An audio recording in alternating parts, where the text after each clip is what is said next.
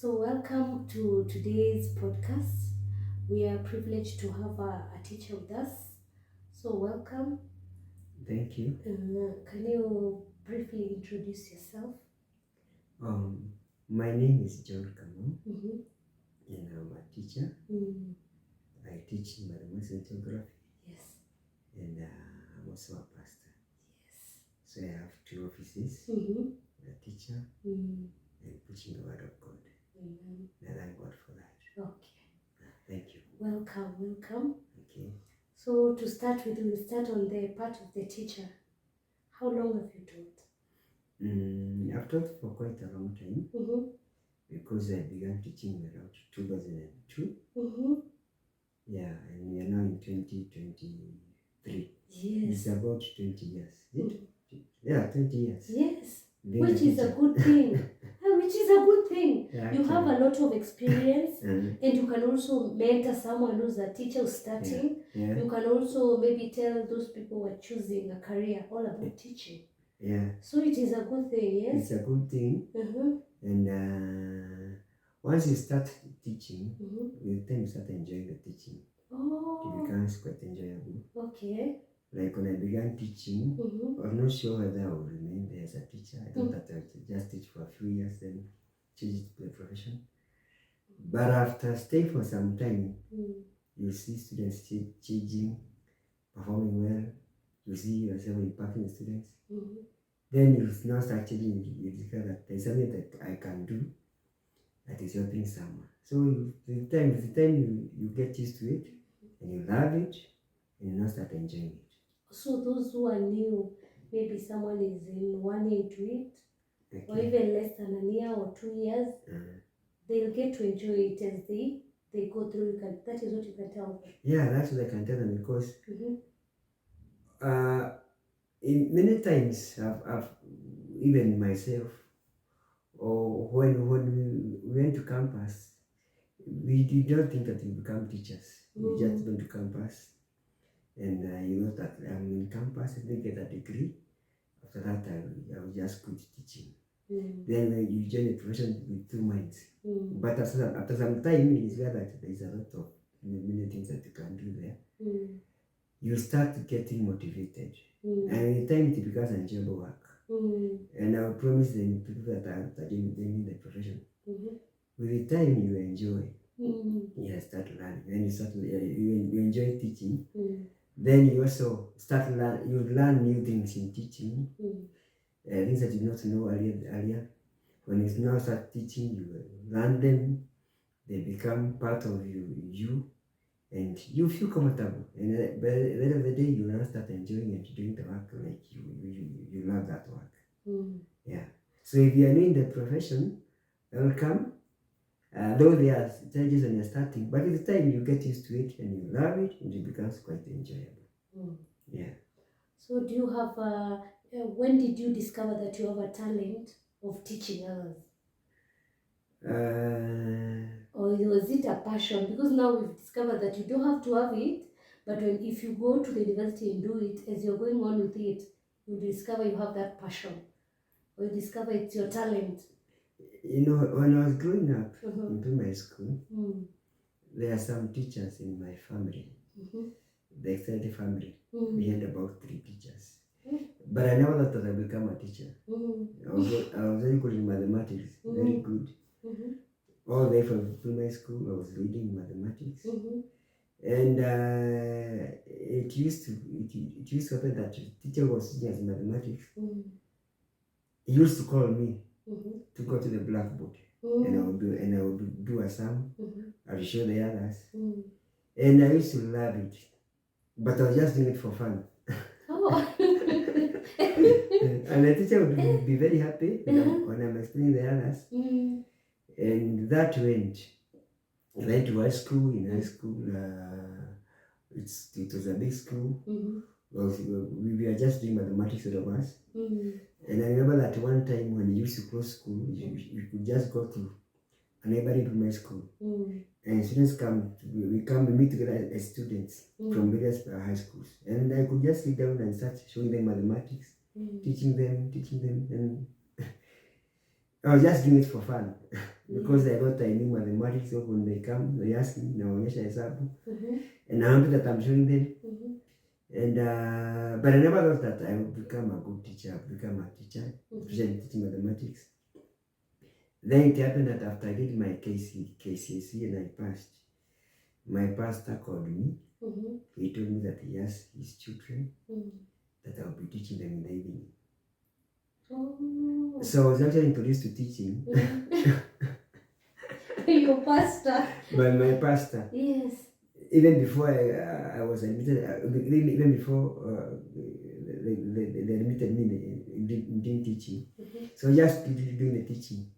When you're at home, you just get a few shillings from the teaching. But I never thought that I would become a teacher. I thought that I'll become a banker or something to do with mathematics. Mm. So when the letter for admission came, I felt that I'd been called to become a teacher. Mm. And I just joined teaching. Okay. So that's how I began teaching. Mm. And for the 4 years in campus, you were just thinking that you are teaching. In those days, there are no jobs. So you think that now being a teacher, Mm-hmm. you are going to qualify. You are going to get a job automatically.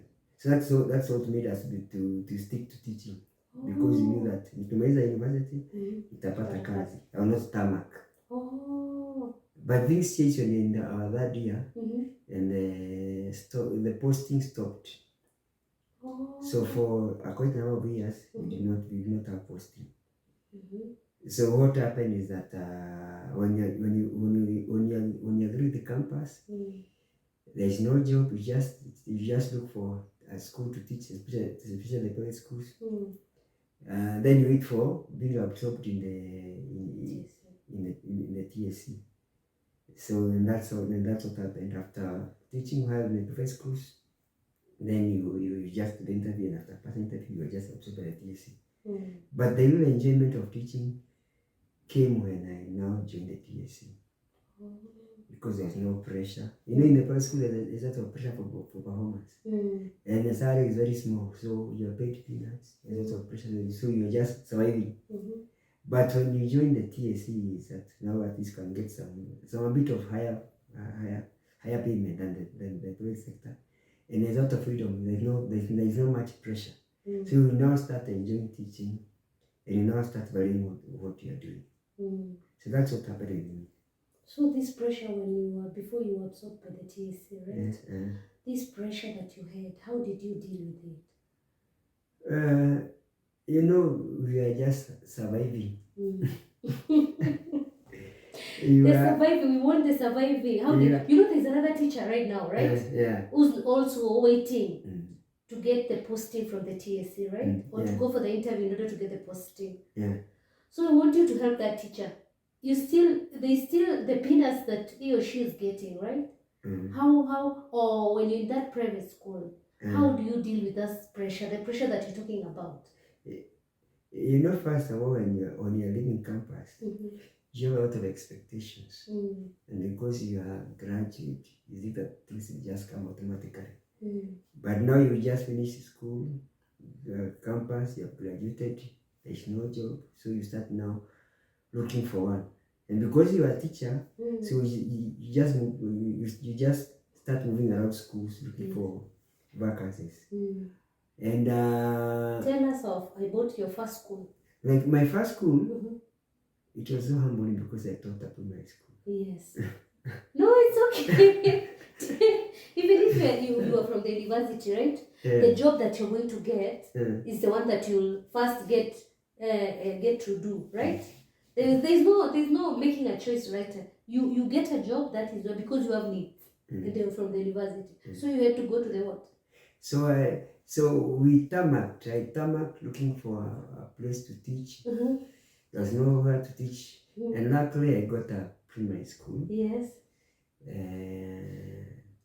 I was being paid 4,000 shillings. And I had to accept the job because I need to buy clothes. Okay. I need to at least, when I'm going to look for a job, you are smartly dressed.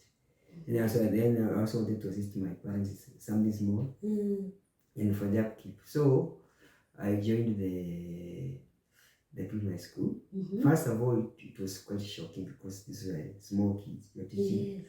class 1, class 2, class 3. And it's quite demanding. It's quite demanding. Because when you're teaching the small kids, it's not like the teenagers. Because the teenagers have grown up. They have understood some concepts. But now you're introducing a concept to a young child. Something like division. Yes. Huyo mtoto unamwonyesha vile atakavyojifunza division. Divided by 2. It's a new concept, so you have to try to simplify it as much as possible. And then there you are teaching the head teacher demands results. When you do an exam, they must not fail. They must not fail. And they have different capabilities. Yeah, they have different capabilities. And if there is a weak, if a student fails, the teacher blames you. Your one is not doing enough. So you are under that pressure. When you wake up early in the morning, you are thinking, how do I approach this topic? Yes. What do I do? How do I learn? But it's a very good experience because one, you are taught how to persevere. Yes. Because you are paid peanuts, but you have to be there. Yes. Because there's nowhere to go. Then you're taught humility.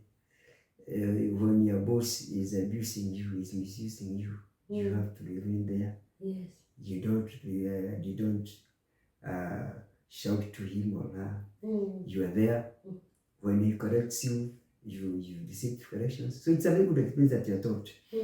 And after learning that perseverance, you also learn how to work hard. Yes. Because you have to wake up quite early. You go and prepare. You're supposed to be there before. We used to go to school before 7. In 7 you're in school. And you are in the staff room. You have a short, brief meeting. Then you go to class. In that school, there was no staff room, as per se. We used to stay in we used to meet in the principal's office. Yes. After that, you go to your class where you are allocated. Your table is there. So there is no interaction between teachers. You only interact with the students, the people who are in class. So you are there alone. You can only meet break time. So it was such an experience that put you on toes. Yes. But it was a good experience. Yes. Because what we learned, because I stayed there for almost a year before I got another plan, and because before I got another teaching job with the NGO as a volunteer. And what I learned there, then when I went to the other job, I was still doing the same. Perseverance, being patient. Because in the NGO school, you used to volunteer.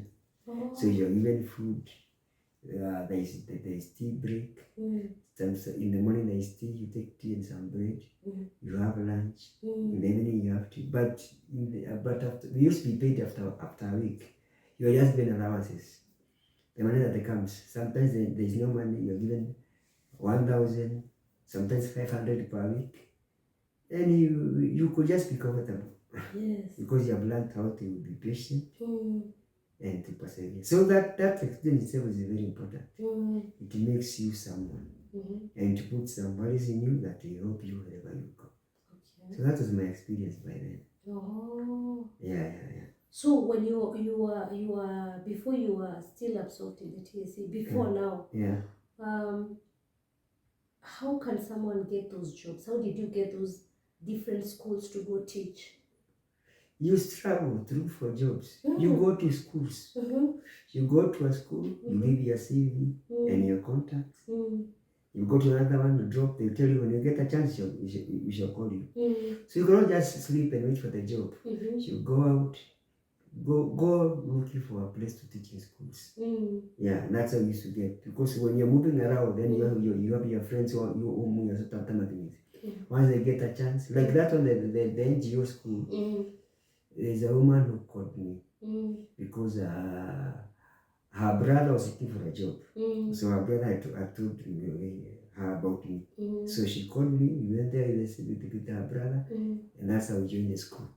So you cannot just stay at home, but you have to look for a job. Yes. You go to a school, you know there's no vacancy, you go to another one, and you don't get tired. And you still come back to learn until you ask for, after 3 months, you ask, is there still a chance for me to teach? Okay. Luckily, you get one. Yes. After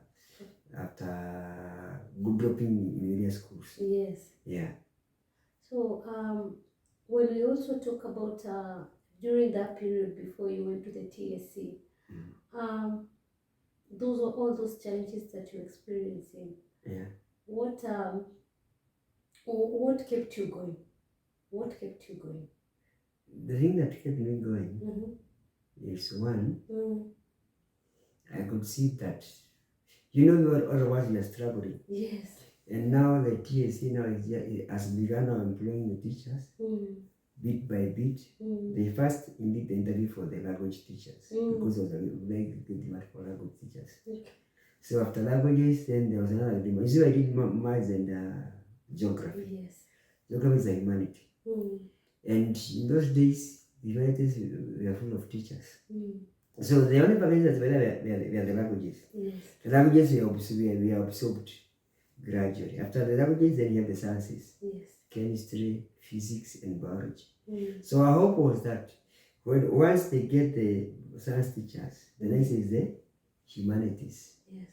And we just kept on hoping that this year my friends have been employed. Next year will be my year. So that's what kept us moving. Hata kama unafanya kazi kwa the private school, you're being paid peanuts. But one time, you get employed. So having that hope, you not give up. You say, let me just struggle a bit. Yes. Because then one, I'll get to my place. Then you could just look at the teachers employed by the TSC. You could see that some of them have some improvement. Some of them are driving. Yes. You could see they have, at least they have some decent life. Then you could say, maybe I'll be doing like them. I'll not be tamaking. I'll get a good house. And that's what now kept us moving. Okay. You don't despair. You don't go to drugs. But you say that my day will come. And surely my day came. And I can tell you whom that is watching. Maybe you are tamaking, you are struggling. Your day will come. Your day will come, and you just be happy when you're absorbed by the TSC. So that's what kept that's what kept me moving. Then secondary, I'm a Christian.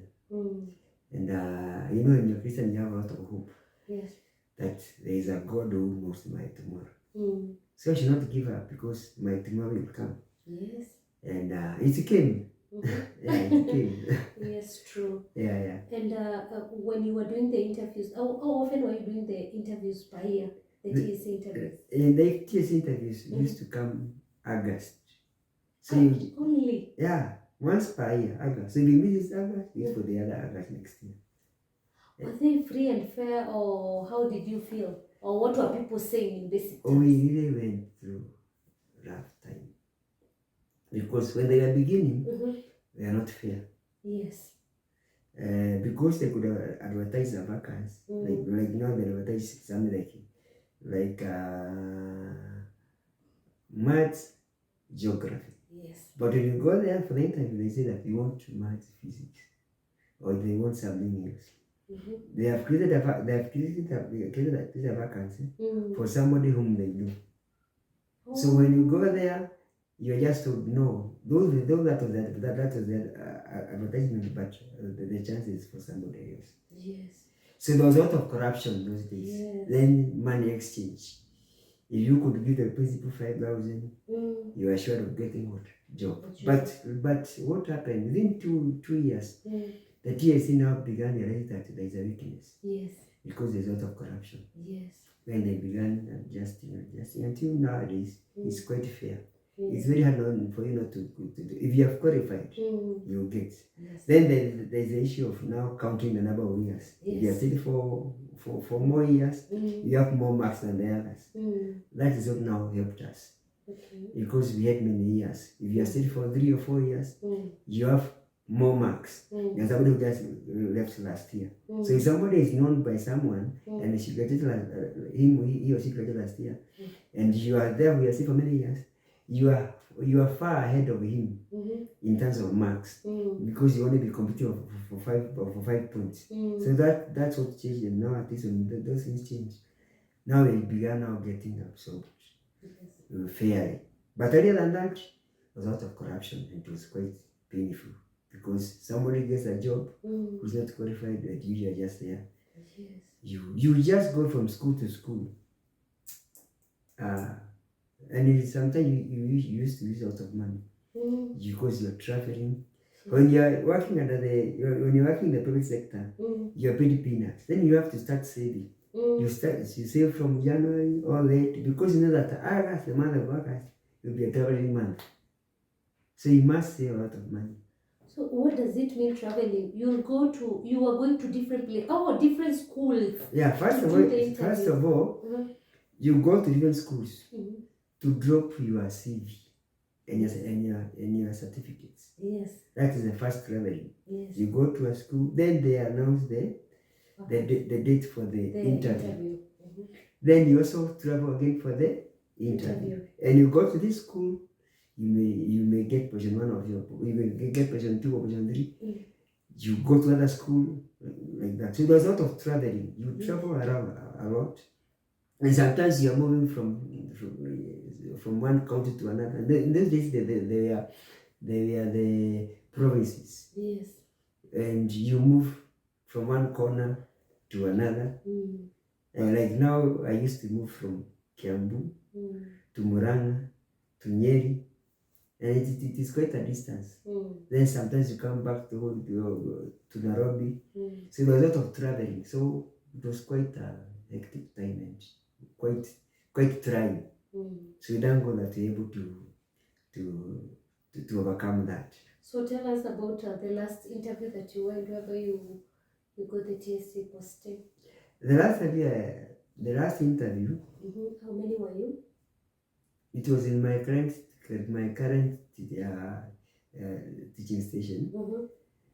We were over 20. Over 20? We were over 20. And all of us did the interview. And personally, because I had gone to some interviews, the early one that I've gotten position 3, position 2. So I still thought, even this one, I'll still get position 2 and just go back home and wait for it. It was the last interview because after that there was no other interview. So it's either I get this one or I wait for the next year. For the next year. August. That's like another 1 year, all of it. So after I did my interview, I was the most qualified because I think I had stayed for quite a number of years, almost 8 years tamaking. So I was the most qualified, and I had the highest points. So even when we went for the interview, because the board knew that I was the most qualified, so they did not ask me a lot of questions. So they just asked me a few questions. Then I'm asking myself, why are they asking me very simple questions? It's because I'm not qualified. Yes. So even after leaving the interview room, I just went outside and I thought, they asked me very simple questions because I'm not qualified. So they're not wasting time with me. They just wanted me to be interviewed and get out. Then we all of us, after all the people were interviewed, we all called into the office. It was a big boardroom. And all of us, the 20 of us, just stood and the panel just began, and the panel now began just calling us one by one. Then they are calling, they tell you the marks that you got, then you leave. They called us by names. They first called the first 10 and they went. Then I thought I'm in the top 10. Then they called the next 5. Yes. I thought I'm in the top 5. Yes. Then I thought that's what has been happening. I'm in the top 3. Yes. And one gets the job. Yes. Then they called position 4, position 3, and position 2. So I was left alone. Mm-hmm. The others left. Mm. And it was quite a shock. Okay, I was happy because You are short of a job. I was short of a job, but it was quite a shock because I never expected that I would get position 1. So I was called. I was told that I'm the one who got the highest marks. And we talked with the board and the principal, the school principal. Then we planned how I would come back. And then I was excited. I got out, I joined my friends whom were with them during the interview. And they were happy that I had gotten a job. Yes. In fact, they are happy that one of them has gotten a job. They are now less with one. Oh. Because all of you are geography maths. Yeah, we all watch geography maths. And geography maths is a rare combination. And there are very few chances. So we knew one another. Oh. So we used to think that we are a partner. Next time I'll get. Now you this station that you're in and the previous jobs that you were doing in private schools, what is the difference that you got when you started working? What were the differences? So when I started working, first of all, when you're teaching in a public school, there's not that much pressure. Yes. At least you're able to relax. Then you're able to meet your equals, people whom you're teaching with. Then I thank God that when I joined my current teaching station, I found some mature teachers who helped us a lot because we I think about 3 teachers who were new, and they really helped us. Yes. They helped us where we get registered, and it was quite something new, something refreshing that somebody who can guide you. Yes. And then lastly, we stayed for about 3 months without being paid. Yes. And after 3 months, you get a lump sum amount of money. You're so excited. No, yes. Of course. You are so excited that you have quite someone that is quite a lump sum. Yeah, before you were not getting such. It's a lump, everyone enjoyed it. Then you start now planning. I'll buy this, I'll buy this, I'll buy clothes. Yes. First of all, you think I'll get 10,000 shillings. Yes. I buy quite a number of trousers, shirts, jackets. Yes. Because you used to, you were cornered because you used to get just few thousands. 40. Yeah. For just food. Yeah. Now at least now you're relaxed. Yes. So now you can advise maybe an old teacher in a particular station to mentor the young ones, like you were mentored, and also the young ones to be ready to be mentored. Is it? Yeah. Because you were saying that those two older teachers helped you. Yeah, actually, the older teachers really helped us a lot. And I learned that when somebody comes in, he needs a lot of help. And he needs a lot of help because you are new in the environment. And I used to teach in the private sector in the way that you're teaching in the public sector. Because like in the private sector, there's not much of pushing discipline. Because the students join there for money. Yes. And you cannot cane them. Okay. Your punishing them is just mild. But now in the public school, there's a lot of discipline. Okay. So there's a change of environment. So now you have to be tough. And so they really helped us changing that environment. And they really helped us. So we are all in profession. Please help those young ones for joining the profession. How you advise them, how you direct them, it will help to shape them. And then in the future, you're also going to help others who will be joining. So it's quite something good that you help someone. Even talk about money matters. Yes. We used to talk about money matters. When I joined the school, when I joined the school, there was a welfare club. Yes. So I was introduced to the welfare club. And before long, I had a problem. Within the first 4 months, I lost my son, who was 3 months old, out of pneumonia. And the welfare club came strongly. I was a new teacher in profession. They don't know me very well. they sat down, they said that now this teacher has joined us. Amepata msiba.